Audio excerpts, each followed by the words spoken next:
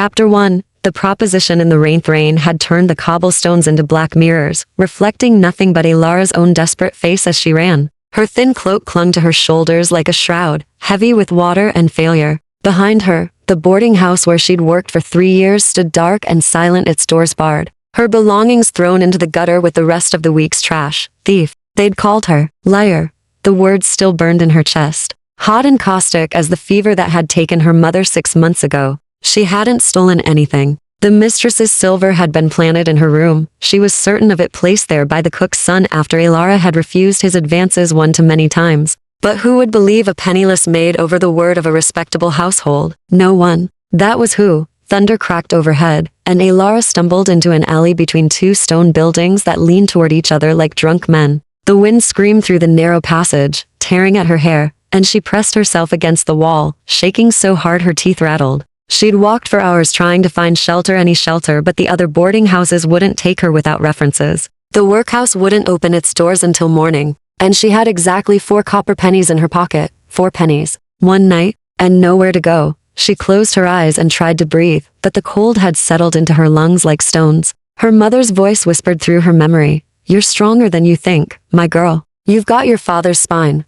But her father had died when she was 5, and her mother had worked herself into an early grave. And Alara was so tired of being strong. You're going to freeze if you stay there. The voice came from the shadows at the far end of the alley, low, calm, and impossibly clear despite the howling wind. Alara's eyes snapped open. A figure stood just beyond the reach of the street lamp's feeble light, tall and still as a monument. She couldn't make out his features, but something about his silhouette made her pulse stutter. I'm fine, she said, and hated how her voice shook. Just resting.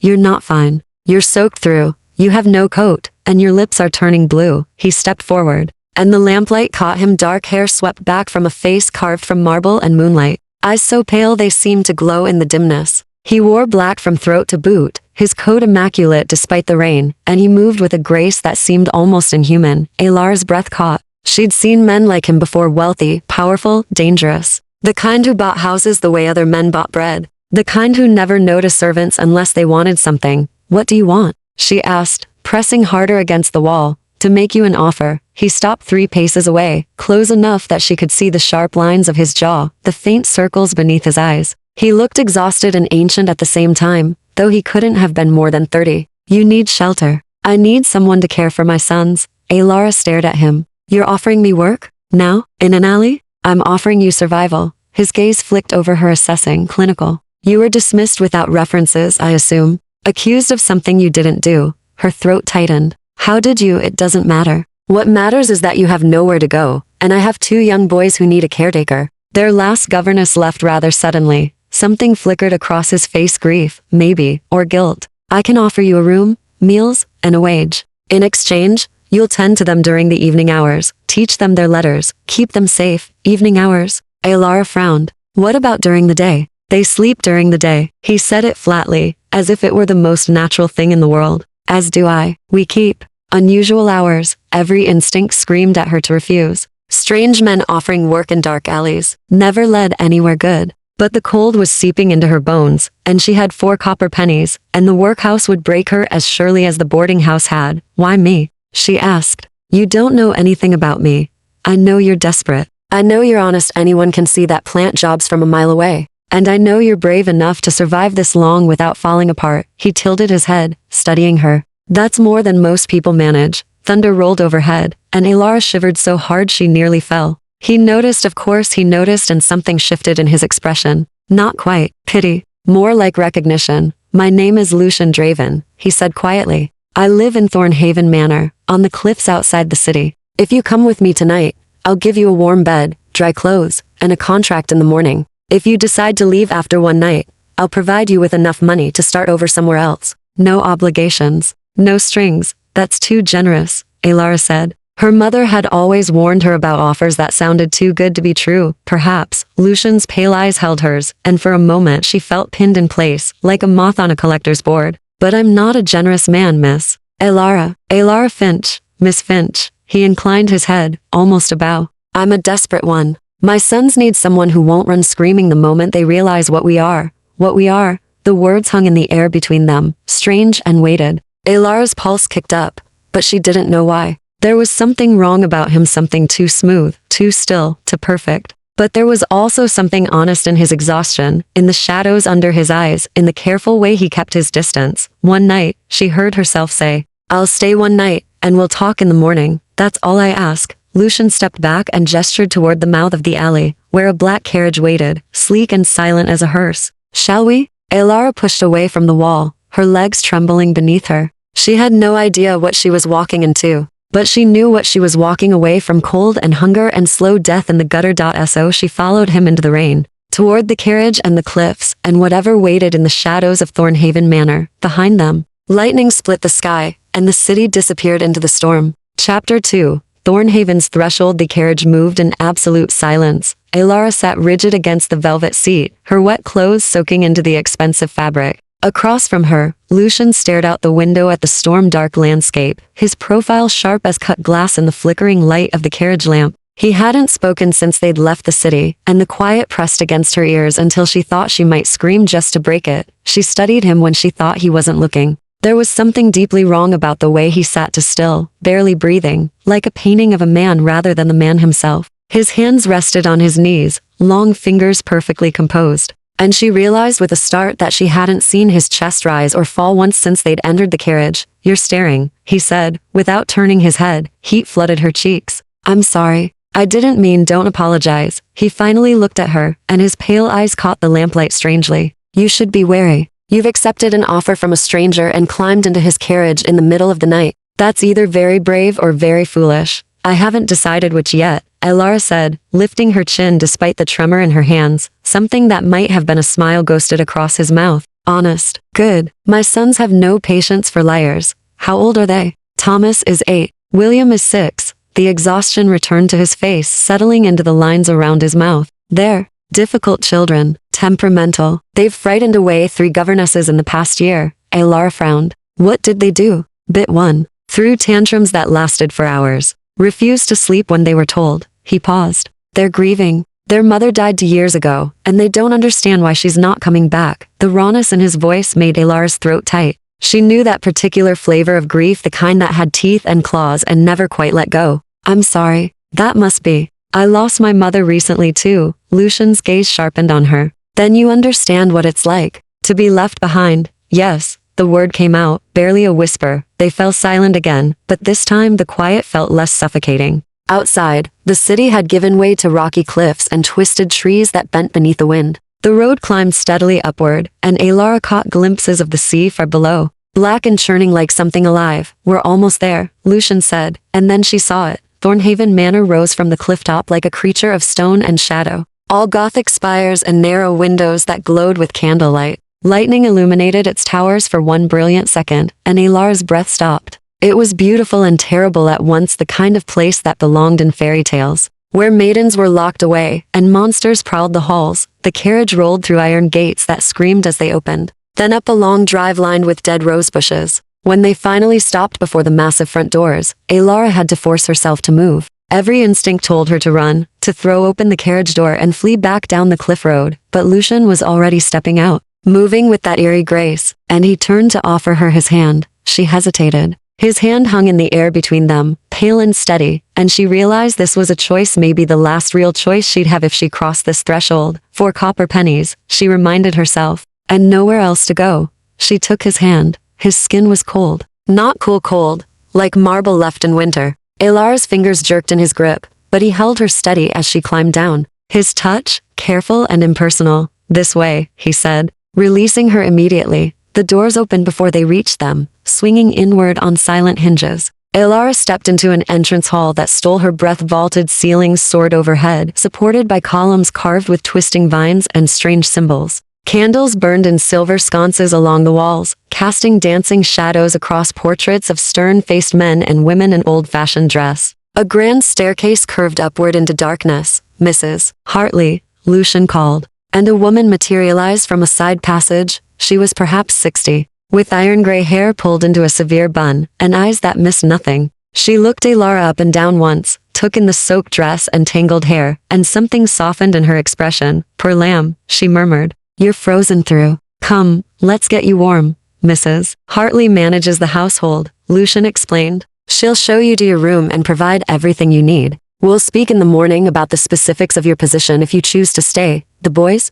Elara asked. Asleep. You'll meet them tomorrow evening. He moved toward the staircase, then paused. One thing, Miss Finch. The East Wing is forbidden. My private chambers are there, and I don't permit visitors. Anywhere else in the manor is open to you, but never the East Wing. Do you understand? Every Gothic novel Elara had ever read flashed through her mind. Bluebeard's locked room, forbidden chambers hiding terrible secrets. But she was too cold and too tired to care about mysteries tonight. I understand, she said. He studied her for a long moment, as if searching for doubt or fear. Whatever he saw seemed to satisfy him. Good. Sleep well, Miss Finch. We'll talk when the sun sets. Then he was gone, ascending the stairs in 3 fluid strides and disappearing into the shadows of the upper floor. Elara watched him go, her pulse still racing. Come along, dear, Mrs. Hartley's warm hand touched her elbow. Let's get you out of those wet things. You'll catch your death standing here. Elara let herself be led down a corridor lined with more portraits, their painted eyes following her progress. Everything in Thornhaven felt heavy with age and secrets, the kind of place where time moved differently, where the walls remembered things they shouldn't. Mrs. Hartley, she said quietly. What did he mean when he said his sons sleep during the day? The older woman's hand tightened on her elbow, just slightly. You'll see soon enough, lamb. Best not to ask too many questions your first night. Some things are easier to accept than understand. They climbed a narrow servant's stair to the 3rd floor, where Mrs. Hartley opened a door to a small but spotlessly clean room. A fire already crackled in the hearth, and a nightgown lay across the narrow bed. There's fresh water in the basin, and I'll bring up some hot tea in a moment. Try to rest. Mrs. Hartley paused in the doorway. Master Lucian is a good man, Miss Finch. Strange, perhaps, but good. He'll keep you safe, if you let him. Then she was gone, and Elara was alone in a stranger's house on a cliff above the sea, with nothing but questions and the sound of her own heartbeat for company. Chapter 3. The children of night. Elara woke to darkness, for a disorienting moment. She didn't know where she was. The bed was too soft, the silence too complete, the air smelling of beeswax and old wood instead of mildew and unwashed bodies. Then memory crashed back. The alley, the carriage, Thornhaven Manor rising from the cliffs like something from a nightmare. She sat up, her heart pounding. No light came through the window. She fumbled for the matches on the bedside table and lit the candle, casting trembling shadows across the small room. According to the clock on the mantel, it was 7:30, evening. She'd slept the entire day. A soft knock came at the door, and Mrs. Hartley entered with a tray. Good. You're awake. Master Lucian asked me to bring you to the nursery once you'd dressed. The boys are eager to meet you. Elara's stomach twisted. Now? They don't wake until sunset, dear. You'll need to adjust to their schedule if you're to care for them. Mrs. Hartley set the tray down. Bread, cheese, and tea that steamed in the cold air. Eat quickly. Master Lucian doesn't like to be kept waiting. 20 minutes later, Elara followed the housekeeper through Thornhaven's winding corridors. The manor seemed even larger in candlelight, room after room opening onto shadowed halls that disappeared into darkness. She caught glimpses of libraries with floor-to-ceiling shelves, drawing rooms draped in dust sheets, a ballroom where their footsteps echoed like ghosts. How many people live here? Elara asked. Just Master Lucian and the boys now. I come during the evenings to cook and clean. There's a groundskeeper who tends the exterior, but he keeps to himself. Mrs. Hartley's voice dropped. It used to be full of life, before the mistress passed. She loved having guests, throwing parties. Now it's just waiting.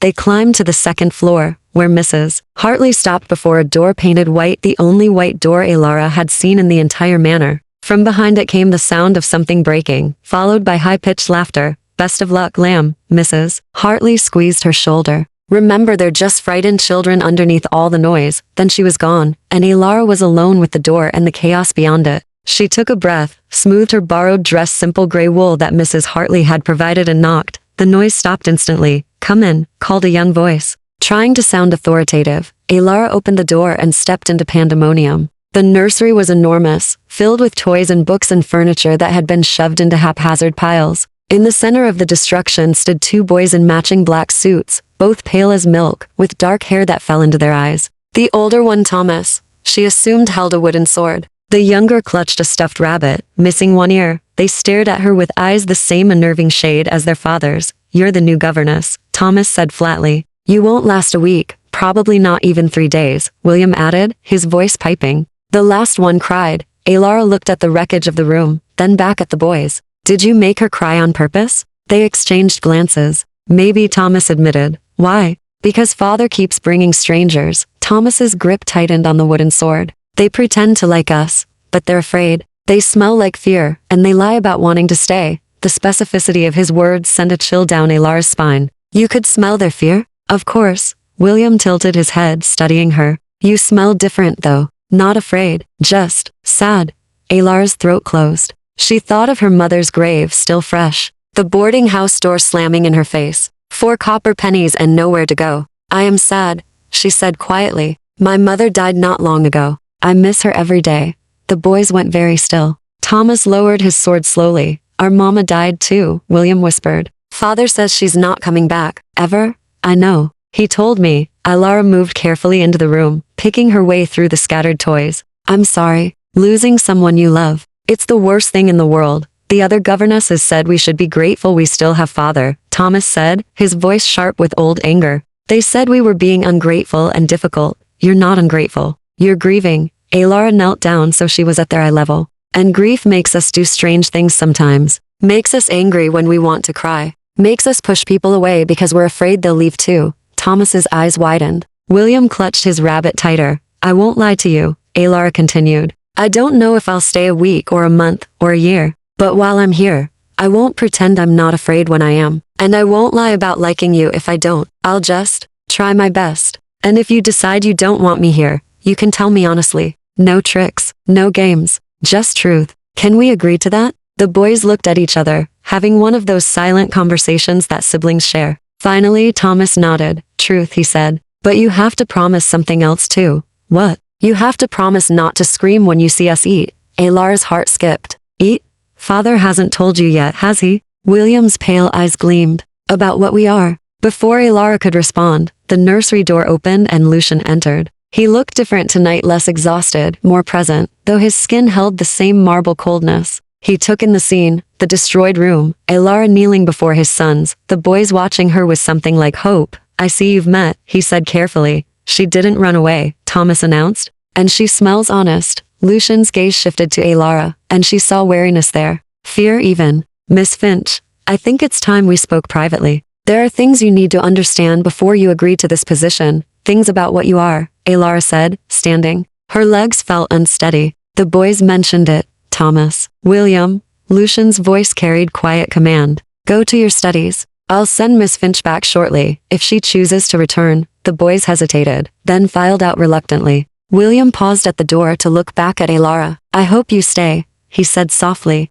You're the first one who didn't treat us like monsters. Then they were gone. And Alara was alone with Lucian in the wrecked nursery. The candles casting long shadows across his still face. Monsters, she repeated. What did he mean? Lucian closed his eyes briefly. When he opened them again, they held the weight of centuries. I should have told you last night. I was hoping you'd stay long enough to see them as children first. Before you knew the truth. What truth? He met her gaze directly, unflinching. My sons and I are vampires, Miss Finch, and if you stay in this house, you'll be living with the dead. Chapter 4.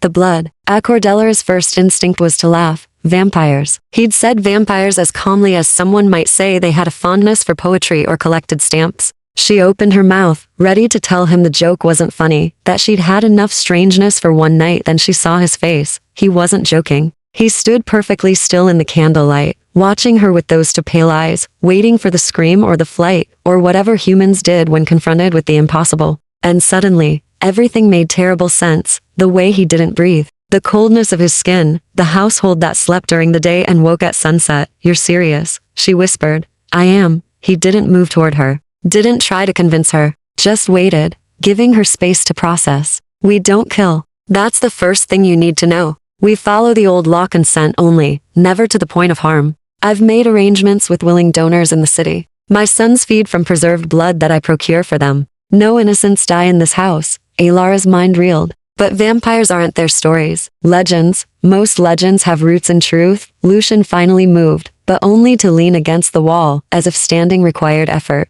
We're rare, and we keep ourselves hidden. The world isn't ready to accept what we are. When they find out, they hunt us, burn us, try to destroy what they fear. How old are you? The question came out before she could stop it. 243 years. He said it matter-of-factly. I was turned during the war with France. My wife Elena, she was mortal. We had 27 years together before a fever took her. The boys.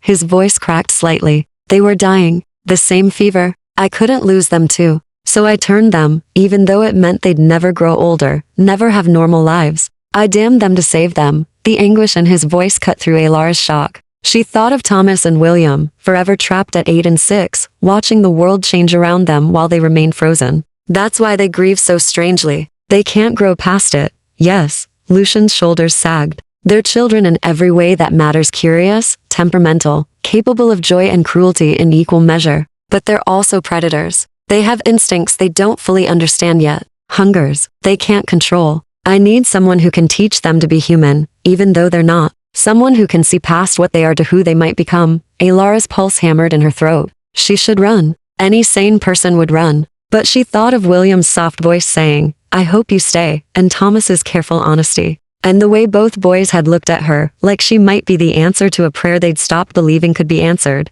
"If I stayed," she said slowly, "what would you need from me?" Lucian straightened, surprise flickering across his face. "You're considering it? I'm asking questions. There's a difference." She crossed her arms, trying to steady herself. "You said you need someone to care for them during evening hours. To teach them. What else? Patience, understanding, the ability to set boundaries. They'll push them constantly, testing to see if you'll abandon them like the others." He paused. "And you'd need to learn our rules. The laws that govern vampire society. There are 4 great houses, and we've been at peace for decades, but tensions are rising. If war comes, this manor could become a target. You'd need to know how to protect yourself." "War?" Alara's voice climbed. "Between vampires? Between houses? We're territorial creatures, Miss Finch, and the House of Thorn, my house, has something the others want." His jaw tightened. "But that's a conversation for another time. First, you need to decide if you can even stay in a house with creatures like us." Alara looked around the destroyed nursery, at the scattered toys and overturned furniture.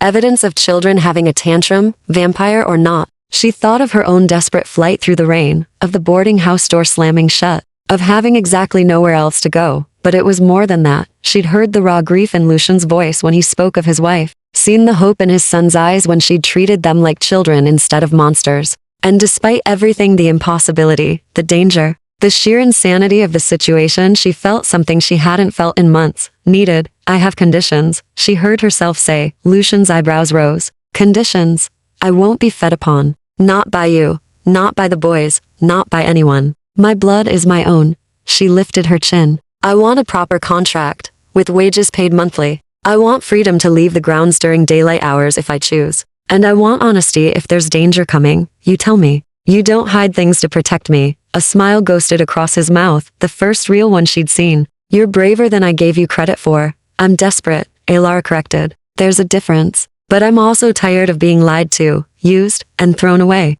If I'm going to do this, I'm doing it with my eyes open." "Fair enough." Lucian pushed off the wall and moved toward her with that unsettling grace. He stopped a careful distance away and extended his hand. "Do we have an accord, Miss Finch?" She looked at his hand, pale, steady, belonging to a creature that shouldn't exist. Every rational thought screamed at her to refuse. But her mother's voice whispered through her memory. "Sometimes the only way forward is through the door. That terrifies you most." Alara reached out and clasped his cold hand in hers. "We have an accord. Mr. Draven." His fingers tightened briefly around hers, and she felt a strange pulse of energy pass between them, like a contract being sealed, or a promise being witnessed by forces older than words. When he released her, his expression had shifted into something almost like relief. "Then welcome to Thornhaven Manor," he said quietly. "And may God have mercy on us both." From somewhere in the house, she heard Thomas and William's voices raised in laughter. The sound echoed through the halls like bells, bright and alive, despite coming from children who were technically dead. Alara took a deep breath and turned toward the door. "I should go back to them. They'll want to know I'm staying." "Miss Finch." Lucian's voice stopped her. When she looked back, his face was grave. "Thank you. For not running. For giving us a chance." "Don't thank me yet," Alara said softly. "I haven't managed to last a week." But as she walked back toward the nursery, she realized, with a strange mixture of terror and exhilaration, that she wanted to. For the first time since her mother's death, she wanted to see what came next, even if what came next involved vampires, blood oaths, and houses on the brink of war. Chapter 5. Lessons in the dark. The first week passed in a blur of strange new routines. Alara woke at sunset, dressed by candlelight, and took her breakfast, while the rest of the world settled into sleep. She taught Thomas and William their letters. In the library, where books and languages she couldn't read lined shelves that stretched to the vaulted ceiling. She supervised their meals, though meals was a sanitized word for what actually happened. The first time she'd watched them drink, her stomach had turned. Lucian had brought up crystal decanters filled with dark liquid that was unmistakably blood. The boys had drunk it with the casual ease of children drinking milk, and Alara had gripped the edge of the table until her knuckles went white. But they'd been careful not to spill, used napkins to wipe their mouths, said please and thank you just like any well-mannered children. It was the normalcy wrapped around the abnormal that unsettled her most. Now, on her 7th evening, Alara sat in the music room with William while Thomas practiced piano under Lucian's watchful eye. The boy's fingers moved across the keys with inhuman precision, playing a Mozart concerto that should have been far beyond his years. But of course, he'd had years, decades maybe to practice. Miss Alara? William tugged at her sleeve. Will you read to me? She looked down at his pale, earnest face. In the candlelight, he looked almost human, a sweet 6-year-old with dark curls and gaps where his baby teeth should have been. Except his teeth had grown back sharp, and his skin never flushed with warmth, and sometimes when he concentrated, his eyes reflected light like a cat's. What would you like to hear? She asked. He held up a worn copy of Treasure Island. This one.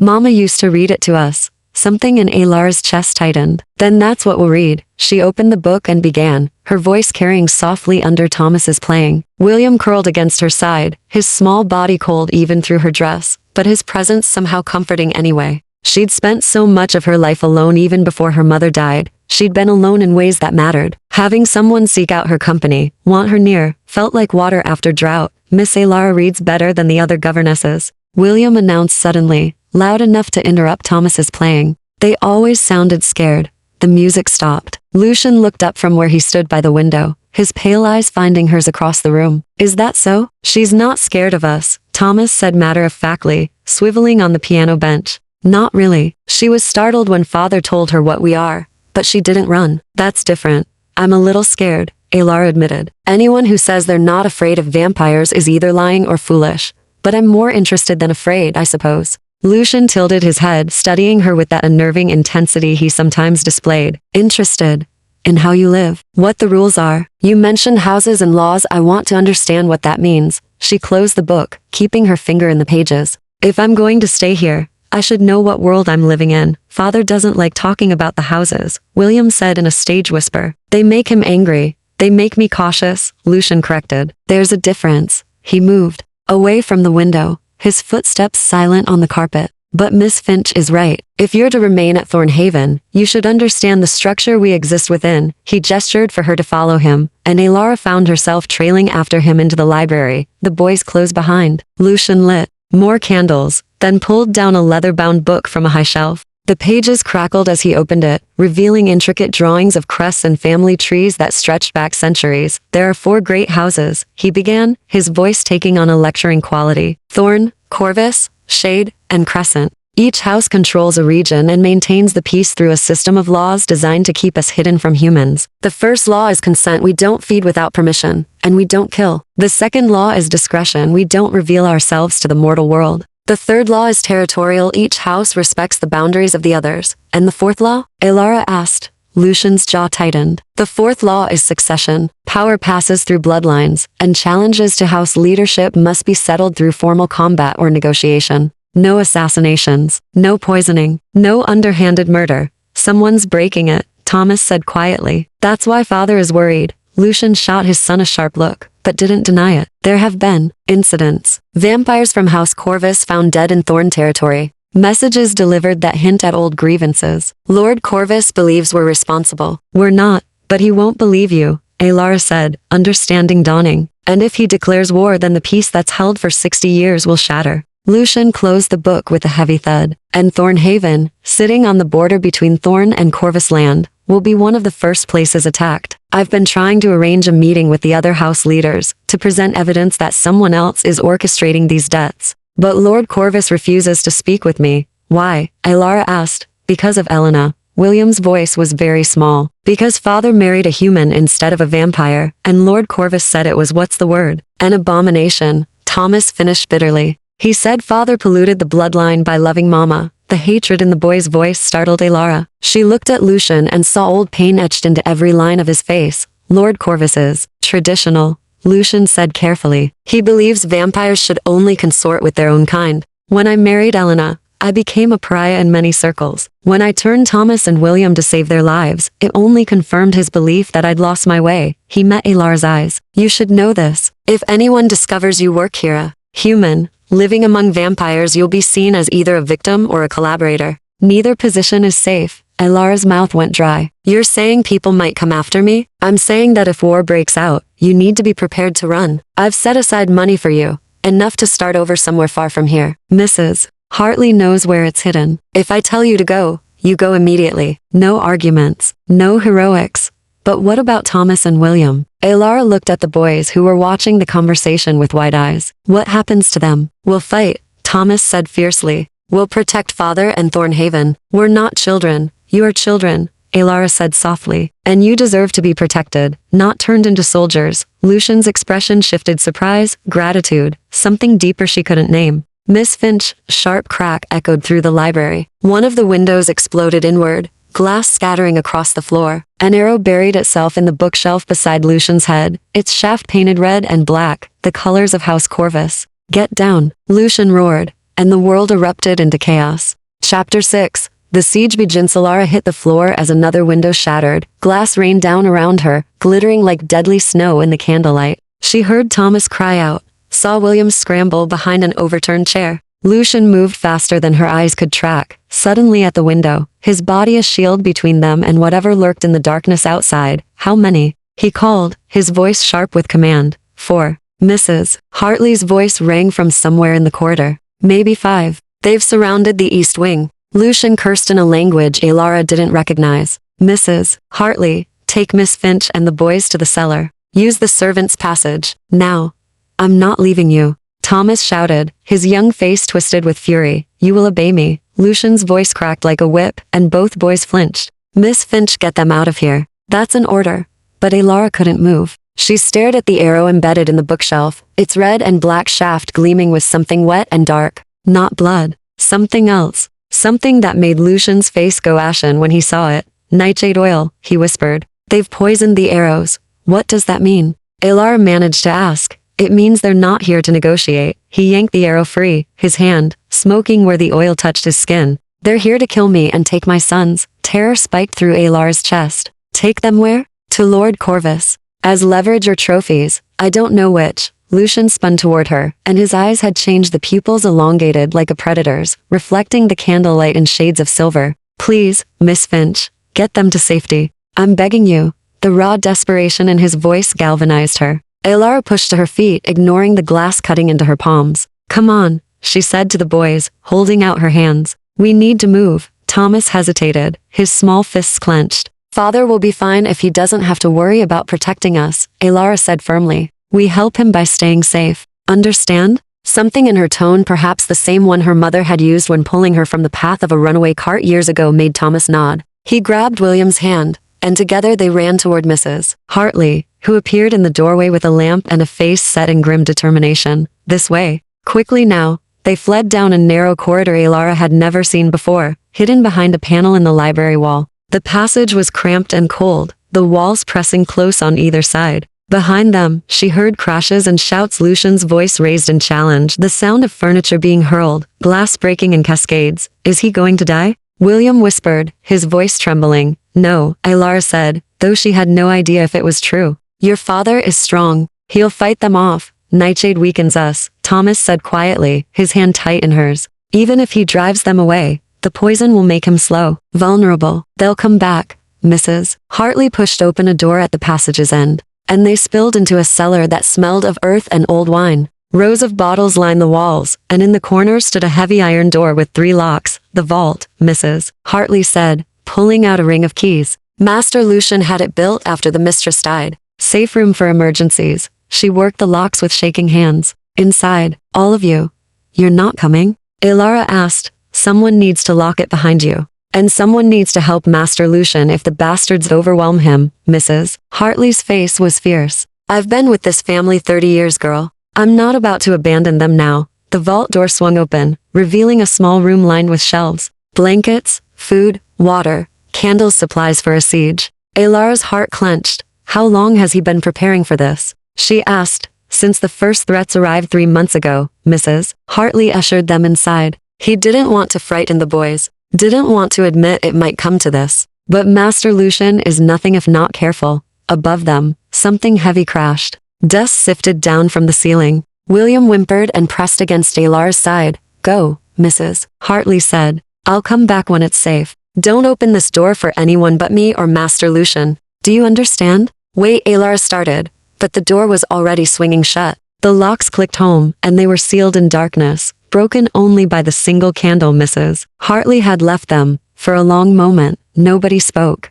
Thomas sat rigid against the far wall, his pale face drawn. William clutched his rabbit, silent tears streaming down his cheeks, and Alara stood in the center of the vault, her mind racing through everything she'd learned in the past week: the houses, the laws, the hatred Lord Corvus harbored for Lucian and his family. They really want to take you, she said quietly. Why? Because we're mongrels. Thomas's voice was bitter, decades old, despite his child's body, half human blood, even though father turned us. In their eyes we're contaminated. Proof that father broke tradition, so they'd rather see you dead than free. No, Thomas met her eyes, and she's so ancient fear there. They want us alive. Lord Corvus has sons of his own, but they're grown. He wants children he can mold, train as proper vampire heirs. If he takes us, he'll break us, remake us into what he thinks we should be. Horror crawled up Alar's spine. Your father would never let that happen. Father is one vampire against an entire house. Thomas's hands trembled as he clenched them. He's strong,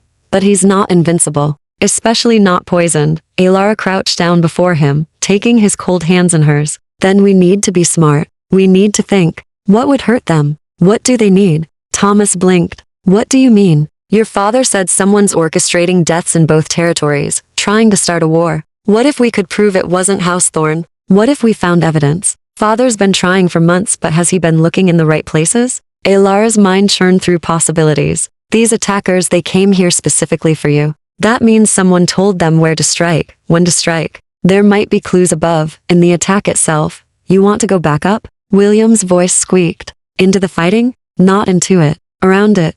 Alara looked at Thomas. You know this manor better than anyone. Are there passages they wouldn't know about? Ways to move without being seen? Thomas's expression shifted, surprise giving way to calculation. The servant stares. The old dumbwaiter system father hasn't used in years. If we're careful, no, Alara squeezed his hands. If I'm careful, you two stay here where it's safe. You'll die, Thomas said flatly. You're human, fragile, maybe, but I'm also the only one Lord Corvus's people won't expect. Alara stood, her heart hammering. They came for vampires. They won't be watching for a mortal woman with nothing to lose. She moved toward the vault door before her courage could fail. Before Thomas could argue, before the sheer insanity of her plan could sink in fully. Miss Alara. Wait, William called. She looked back. Both boys watched her with wide eyes. Be careful, Thomas whispered. Please. Alara nodded once, then began working the locks from the inside. Chapter 7. Blood and shadows. The corridor outside the vault was silent as a tomb. Alara pressed herself against the cold stone wall, her breath coming in short gasps.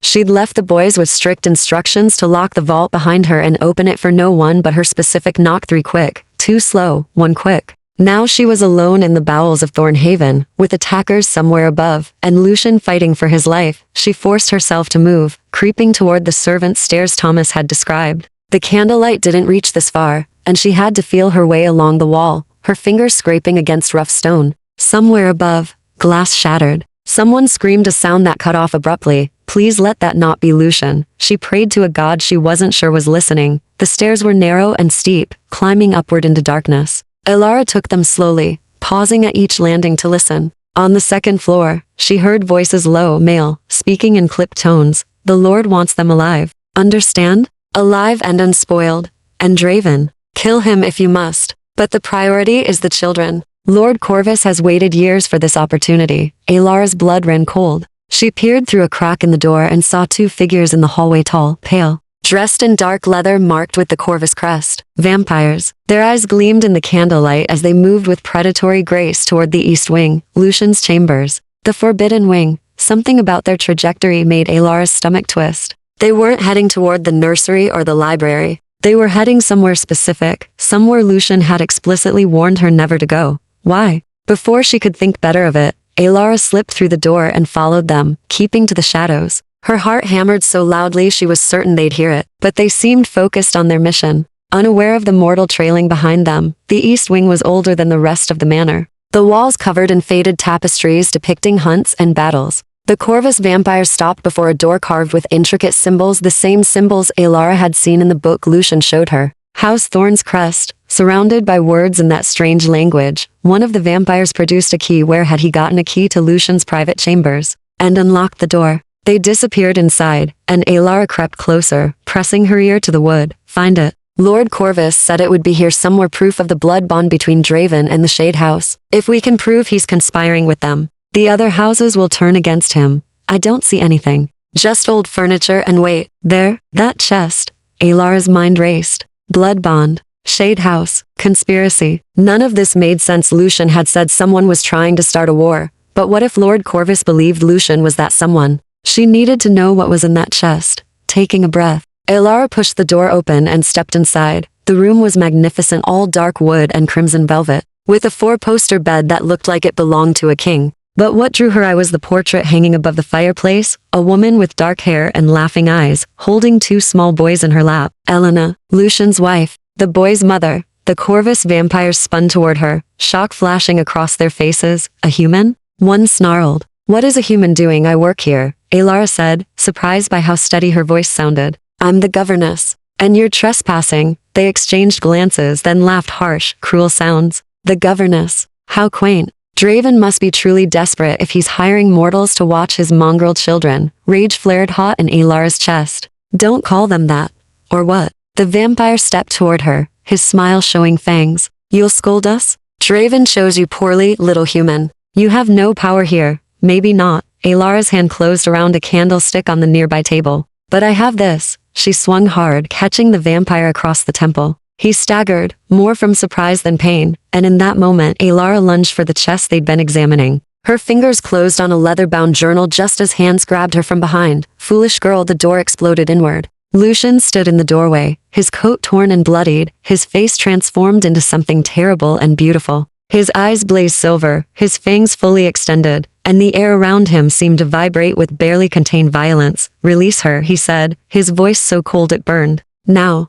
The vampire holding Alara hesitated. My lord gave orders. I don't care what Corvus ordered. You've entered my home, threatened my children, and now you've laid hands on someone under my protection. Lucian took a step forward, and the temperature in the room seemed to drop. This is your one chance to leave with your life. There are 4 of us and 1 of you, the vampire sneered. Poisoned and weakened. You can't. Lucian moved. Alara had seen him move quickly before, but this was something else, a blur of motion too fast to follow. One moment he was at the door. The next, he had the vampire by the throat, lifting him off his feet with one hand. The crack of bones breaking was sickeningly loud. I said, Lucian repeated softly, release her. The vampire holding Alara. Let go immediately. She stumbled forward, clutching the journal to her chest, and Lucian's free hand caught her shoulder, steadying her without looking away from his captive. Tell Corvus this, he said. Tell him I have proof he's been manipulated. Tell him the real enemy isn't House Thorn, it's whoever wants us fighting each other instead of watching for the true threat.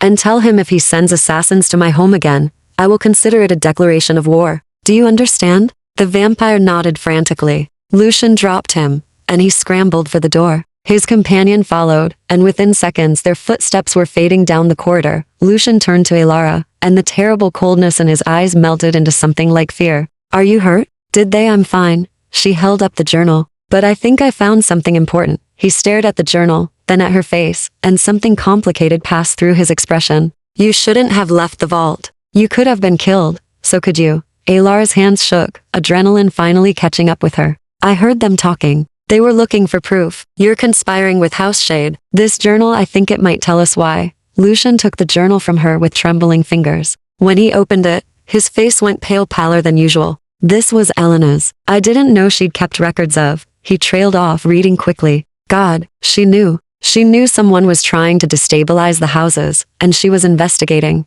That's why. He stopped abruptly, his jaw clenching. That's why she died, Alara finished quietly. It wasn't fever, was it? No, Lucian's voice cracked. It was poison. And I've spent 2 years blaming myself for not protecting her, when I should have been hunting her killer. Chapter 8. Truths in the Ashesthi library felt different now, violated, exposed. Its shattered windows letting in cold wind from the cliffs, Alara sat beside Lucian at the massive oak table while he pored over Elena's journal, his face illuminated by candlelight. Blood still stained his coat from the fight, and she could see burns on his hands where the nightshade oil had touched his skin. But he ignored his injuries, focused entirely on his dead wife's careful handwriting. She was meticulous, he murmured, turning another page. Every conversation she overheard at court gatherings, every strange alliance, every whispered threat. She was building a case.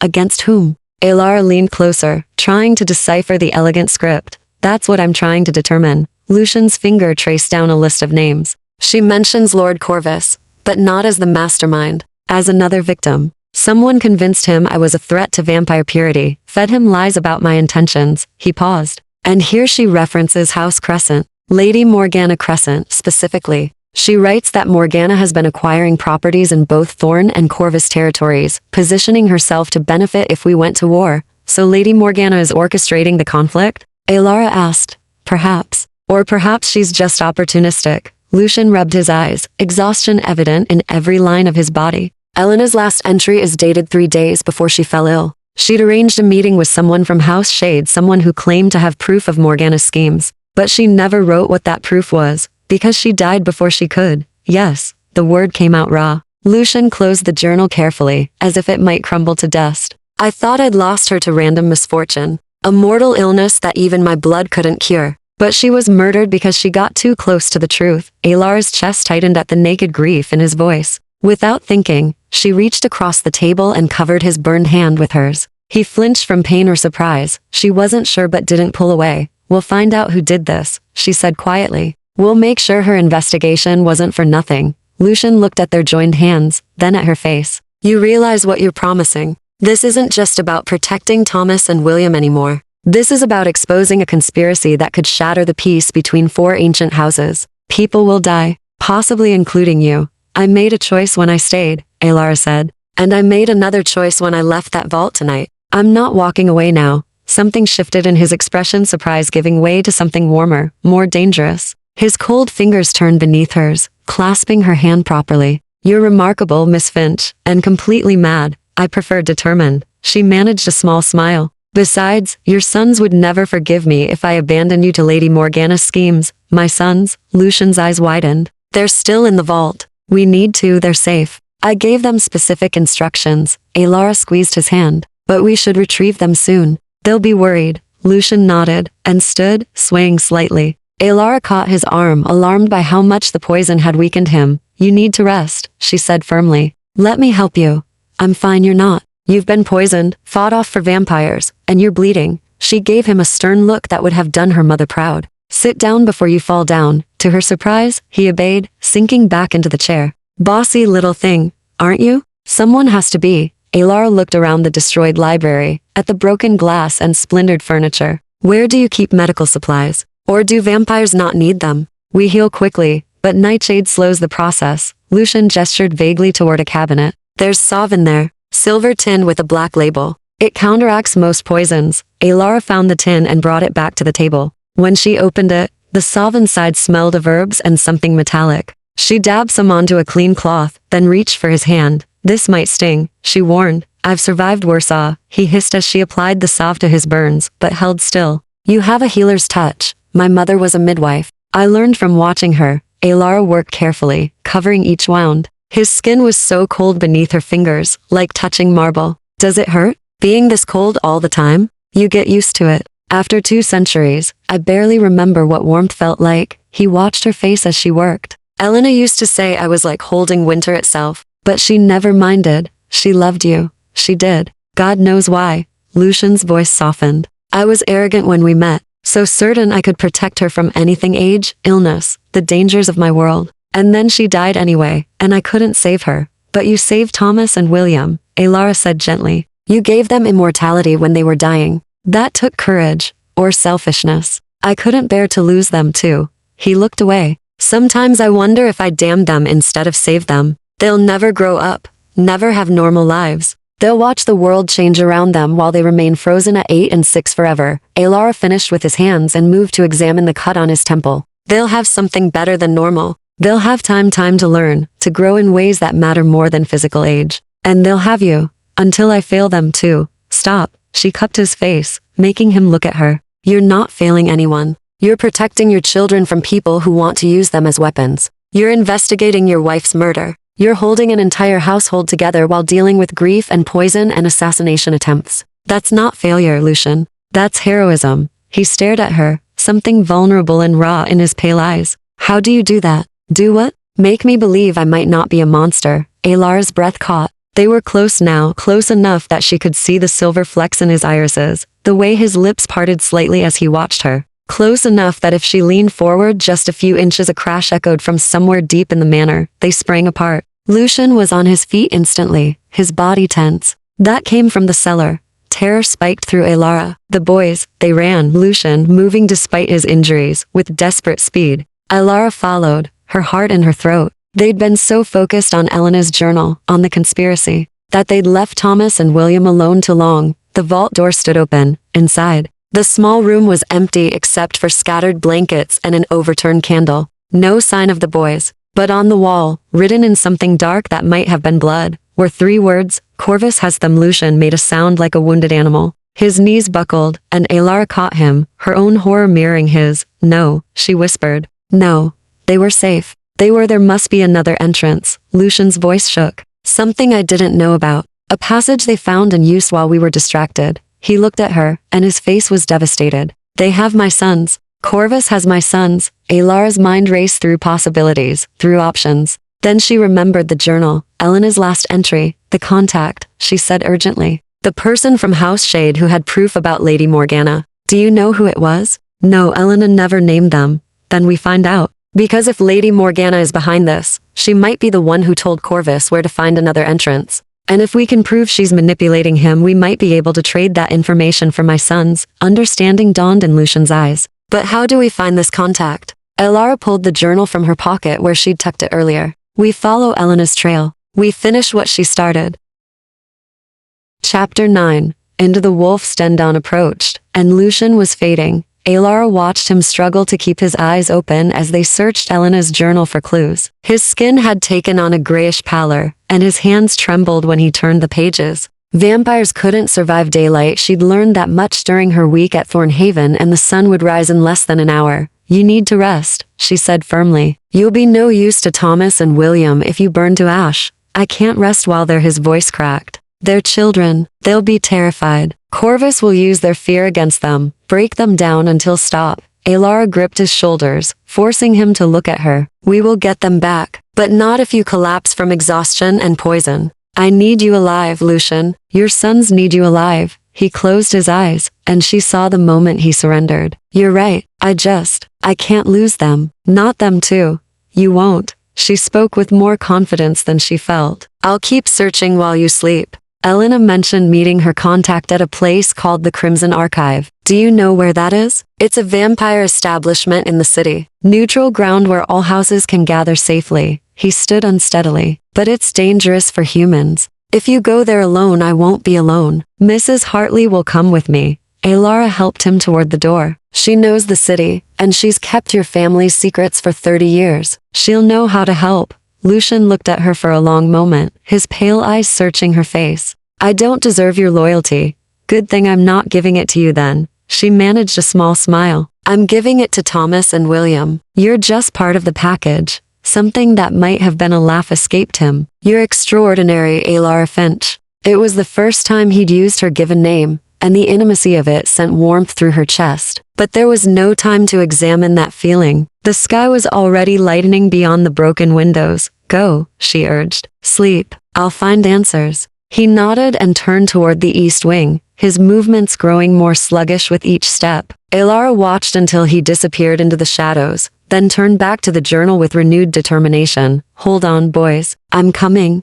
Mrs. Hartley proved invaluable. Within an hour of sunset, she'd procured a carriage, dressed Alara in a dark cloak that would help her blend into the vampire district, and armed her with a silver knife that the housekeeper produced from some hidden pocket. Master Lucian would have my head if I let you go unprotected, Mrs. Hartley said as they rattled through the city streets. The Crimson Archive is safe enough in theory, neutral ground, and all but theory and practice don't always align where vampires are concerned. Alara tucked the knife into her boot. Have you been there before? Once years ago, when the mistress asked me to deliver a message. Mrs. Hartley's face softened. She was a brave one, Lady Elena, mortal like us, but she never let the vampires intimidate her. Master Lucian loved her fierce spirit. What was she like? Alara found herself asking.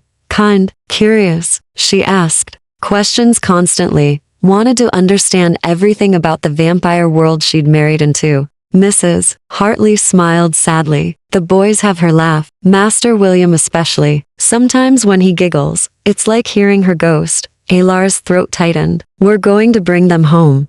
I know you will, lamb. You've got that same fierce spirit the mistress had. The carriage turned down a narrow street lined with buildings that seemed to lean together conspiratorially. Lamplight flickered in windows, but the glow was reddish rather than golden candles made with something other than normal wax. Figures moved in the shadows, pale and graceful, watching the carriage pass with luminous eyes. We're in vampire territory now, Mrs. Hartley murmured. Keep your head down and follow my lead. The Crimson Archive occupied a converted cathedral at the end of the street. Its Gothic windows glowed with that same red light, and 2 guards flanked the entrance, vampires dressed in formal black, their faces expressionless. Mrs. Hartley approached with confidence. We seek information. We're willing to pay. One guard's eyes flicked to Alara. Humans aren't typically welcome here. The archive is neutral ground, Mrs. Hartley said firmly. No house may bar entry to those seeking knowledge.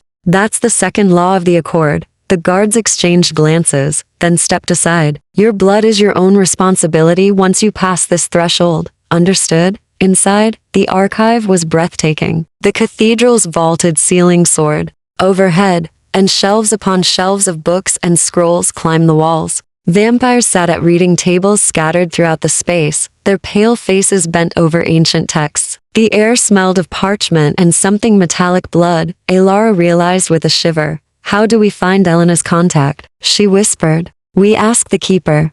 Mrs. Hartley led her toward an alcove at the far end of the cathedral, where an elderly vampire sat behind a desk carved from black marble. His hair was white as snow, his face lined with centuries of existence. Mrs. Hartley, he said, in a voice like dry leaves. It's been years, and you've brought a guest. This is Miss Finch. She works for House Thorn now, caring for Master Lucian's sons. The keeper's roomy eyes sharpened. I heard Corvus took the children. Unfortunate business. Alara's pulse jumped. You know about that? Knowledge is my business, child. I know about most things that happen in this city. He leaned forward. The question is, what knowledge do you seek in exchange? 2 years ago, Lady Elena Draven arranged to meet someone from House Shade here. Someone who had proof about Lady Morgana Crescent's schemes. Alara kept her voice steady. I need to know who that person was. The keeper steepled his fingers. That information could be dangerous. For you, and for the person in question. Lord Corvus has Thomas and William Draven, Alara said desperately. He thinks their father is conspiring against him. But we have proof someone else is manipulating events. If we can find Elena's contact, we might be able to save those children. Might. The keeper's smile was thin. Or you might get them killed. Or yourself. Or start the very war you're trying to prevent. I'm willing to take that risk. He studied her for a long moment. Then slowly, he pulled out a leather-bound ledger and flipped through its pages. Lady Elena met with Lord Kieran of House Shade. He was investigating similar irregularities in his own territory, alliances forming where they shouldn't, resources disappearing, old grievances suddenly resurfacing. Where can I find him? Alara asked. That's the problem, child. You can't. The keeper's expression turned grave. Lord Kieran disappeared 3 months ago. His estate was found burned to the ground, his servants slaughtered. House Shade believes House Thorn was responsible, another reason the houses are on the brink of war. Alara's hope crumbled. Then we have nothing. No proof, no contact, no way to. I didn't say you had nothing. The keeper pulled a sealed envelope from a drawer. Lord Kieran left this with me before he disappeared. He said if anything happened to him, I should give it to whoever came asking about Lady Elena's investigation. He held it out. I suspect he knew someone would eventually continue her work. Alara took the envelope with shaking hands. The seal bore House Shade's crest, a crescent moon pierced by a dagger. What's inside? She whispered. I don't know. And I don't want to know. The keeper stood. But I'll tell you this. Whatever Lord Kieran discovered, it was worth dying for. Use it wisely. Alara and Mrs. Hartley hurried from the archive, the envelope burning against Alara's chest, where she'd tucked it beneath her cloak. They didn't speak until they were safely in the carriage, rattling back toward Thornhaven through the dark streets. Only then did Alara break the seal and unfold the papers inside, and what she read made her blood run cold. "Dear God," she whispered. "Mrs. Hartley, we need to get back to Lucian. Now."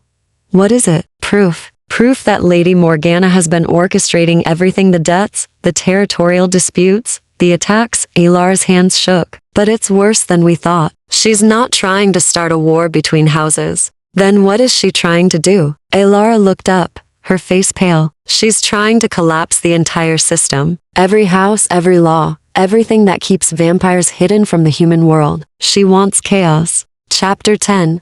The Choice Between. World's Lucian stood at the window of his chambers. Lord Kieran's documents spread across his desk like accusations. "She's been patient," he said quietly. "Decades of careful manipulation, turning houses against each other while positioning herself to rise from the ashes." He looked at Alara, his face haggard. "Morgana believes the old laws are outdated. She wants vampires to stop hiding, to rule openly over humans. And she's been eliminating anyone who stood in her way. Elena, Kieran, probably dozens of others. But if we show this to Lord Corvus," Alara began, "he won't believe me. Not without independent verification." Lucian's hands clenched. "He hates me too much. Even with proof, he'll think I forged it to save myself. Then we find someone he will believe." Alara moved to stand beside him. "What about House Crescent itself? Surely not everyone in Morgana's house supports her plans. Her second-in-command, Lord Vale, has always been more traditional, conservative."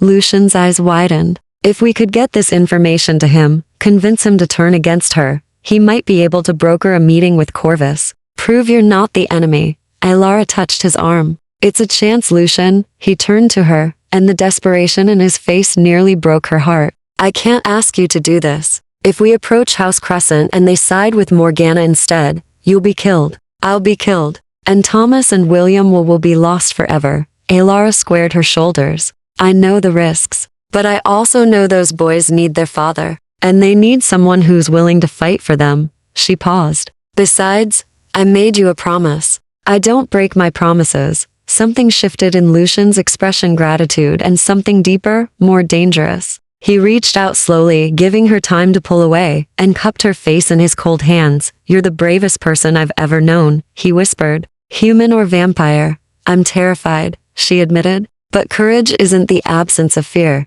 It's moving forward anyway." Elena used to say something similar. His thumb brushed her cheek. "You would have liked each other." "I think I already do like her." Through her words, "through your sons," Alara's heart hammered. She was fighting for the same thing. We're fighting for truth and justice and protecting the people she loved, and she died for it. But her work didn't die. We're finishing what she started.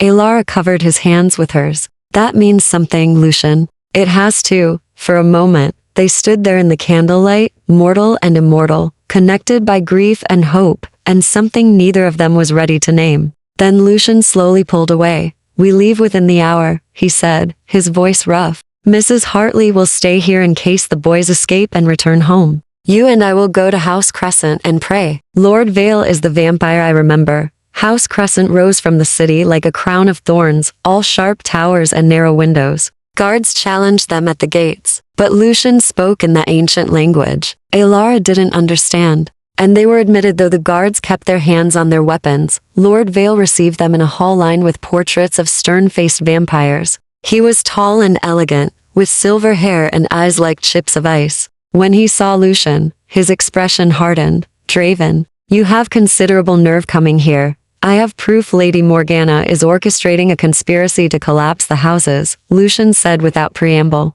He placed Lord Kieran's documents on the table between them. "She murdered my wife, she murdered Lord Kieran, and she's been feeding lies to Lord Corvus to turn him against me. Read this, all of it." Lord Vale's eyes flicked to Alara. "And who is this?" "My son's governess, Miss Alara Finch." Lucian's voice softened slightly. "She's the one who uncovered Elena's investigation and tracked down Kieran's evidence. Without her, none of this would be possible." Vale studied her for a long moment, then began reading. The silence stretched, broken only by the whisper of turning pages. Alara watched his face change, skepticism giving way to shock, then to cold fury. If this is true. He looked up, his eyes blazing. Morgana has been positioning herself for decades. Every territorial dispute, every suspicious death, she's been behind all of it. And I've been blind. Not blind, deceived.